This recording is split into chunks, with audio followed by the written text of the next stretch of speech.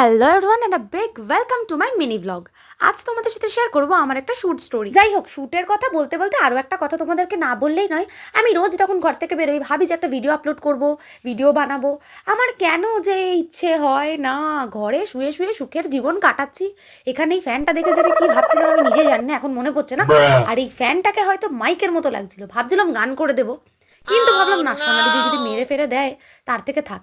এখানে সুন্দর মিষ্টি মেয়ের মতো বসে বসে হেয়ারস্টাইল করছিলাম, আর এন্ড মোমেন্টে এত সুন্দর আমার লুকটা লাগছিল, জাস্ট ওয়াও। আমার ভীষণ পছন্দ হয়েছে এই লুকটা।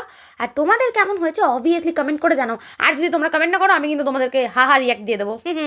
আর আসল নখ খেয়ে টেয়ে একাকার করে ফেলি বলে এই যে এখানে প্লাস্টিকের দুটো নখ কিনেছি, যেটা লাগানোর চেষ্টা চলছিল। আর এখানে হচ্ছিল ড্রাই আইস ভাঙা। তো ভীষণ সুন্দর একটা সময় কাটালাম, খুব তাড়াতাড়ি শ্যুটটা কমপ্লিট হয়ে গেছিলো। আর নিজেকে কী ভাবছিলাম আমি ঠিক জানি না। যাই হোক, র্যাপিডো বুক করলাম, দেন চলে এলাম বাড়ি। আর দেখা হচ্ছে তোমাদের সাথে খুব তাড়াতাড়ি খুব ভালো ভিডিও নিয়ে। আমি খুব ভালো ভিডিও বানাই, আমি জানি। এতটা যখন ভিডিওটা দেখে নিয়েছো লাইকটাও করে দিও, এরকম কিপটেমও করো না তোমরা, বুঝলে? টাটা।